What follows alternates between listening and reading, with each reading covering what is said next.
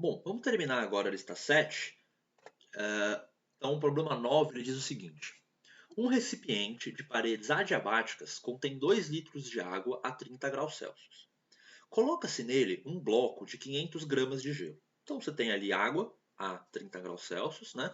E você coloca ali você tem 2 litros de água e você coloca um bloco de 500 gramas de gelo, que está inicialmente a 0 graus, né? Eu suponho, o enunciado não disse nada, então a gente supõe isso. E aí eles vão trocar calor.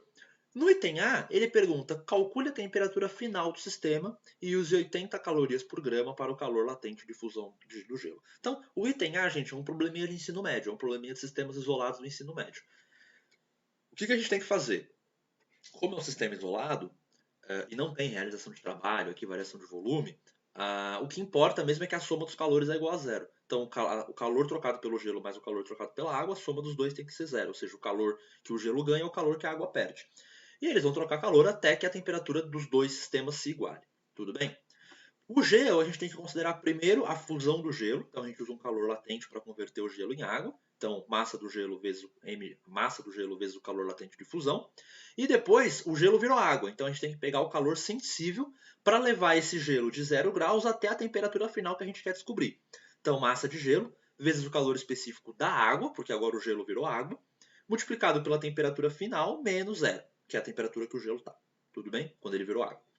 Bom, para a água é a mesma coisa, só que a água que a gente vai fazer é massa de água vezes calor específico da água e multiplica pela variação de temperatura, que vai ser a temperatura final da água, que vai ser igual à final do gelo, que virou água, menos 30, que é a temperatura inicial dela. E essa soma dessas três parcelas de calor tem que ser zero.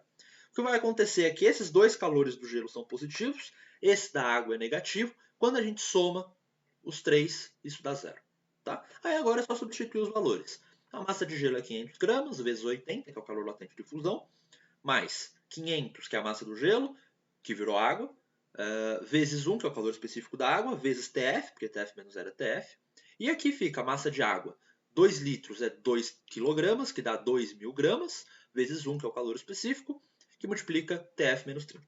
Aí o que eu faço? Eu corto 2 zeros de todo mundo aqui, simplifico 2 zeros de todo mundo, ou seja, divido a equação por 100, e aí eu faço as continhas. Aqui vai ficar 5 vezes 80, que dá 400, 5 vezes TF, 5TF. Aqui vai ficar 20TF menos 20 vezes 30. 20 vezes 30 dá 600. Tudo bem? Aí, 25TF igual a 200, né? TF igual a 8 graus Celsius. Faz sentido. 8 graus Celsius é uma resposta que faz sentido, né? Tem água, 2 litros de água a 30 graus, com um bloco de gelo de 500 gramas a zero. Eles trocam calor, a temperatura final é 8 graus Celsius. É bem razoável essa conta. Então, o item A foi. Agora vamos para o item B.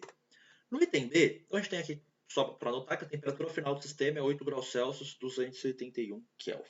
Bom, vamos calcular a variação de entropia do sistema. Para isso, a gente tem que calcular a variação de entropia do gelo e da água. Vamos calcular do gelo primeiro. Bom, a variação de entropia do gelo vai ter dois processos, vai ter duas parcelas. Primeiro, a fusão do gelo. Durante a fusão do gelo, a temperatura é constante. Então, a variação de entropia é simplesmente pegar o calor e dividir pela temperatura. Então, o calor é a massa do gelo vezes L, a gente divide isso pela temperatura de fusão. Tá?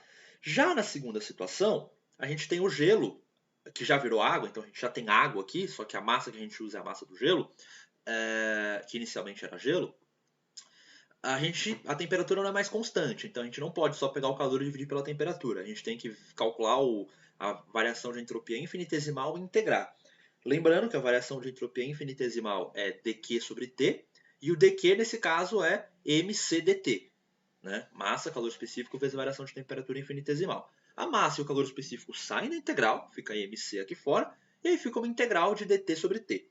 Tudo bem? Quando a gente faz essa integral, a gente obtém Ln da temperatura final, que é 8 graus Celsius, 271 Kelvin, sobre a inicial. A inicial aqui era o 0 graus Celsius, 273 Kelvin. Beleza? Então essa é a expressão para a variação de entropia do gelo. Então, fazendo as continhas, substituindo os valores, a gente acha que a variação de entropia do gelo substitui a massa de gelo, os calores latentes e tal, a gente obtém que a variação de entropia do gelo é 161 caloria por Kelvin. Tudo bem? Bom, já temos a do gelo. Agora a gente tem que calcular a da água. Bom, a da água vai ser assim. A água está variando a temperatura. Então, a gente tem que pegar a entropia infinitesimal, dQ sobre T, trocar o dQ por mc dt e integrar isso da temperatura inicial da água, que era 30 graus Celsius, 303 Kelvin, até a temperatura final, que é 8 graus Celsius, 281 Kelvin. Fazendo essa integral, mc ln de 281 sobre 303. Substituindo a massa de água, que é 2.000 gramas, vezes o calor específico, que é 1, e o logaritmo aqui, a gente obtém menos 151 calorias por Kelvin.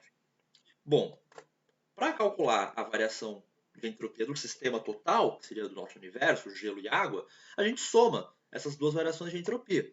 Então fica 161 mais menos 151, isso dá 10. Então a variação de entropia do sistema é 10 calorias por Kelvin. Repara que é um número positivo, que faz sentido, né? Porque o nosso universo aqui é água e gelo, a água inicialmente a 30 e gelo inicialmente a 0, é um sistema isolado. Então a variação de entropia desse sistema tem que ser maior ou igual a 0. E o fato dela ser estritamente maior do que 0 indica que esse processo é um processo irreversível. O que faz sentido, a gente tem um corpo quente dando calor para um corpo frio. Isso é um processo tipicamente irreversível. Tudo bem? Então é isso. Fechamos aqui a lista 7.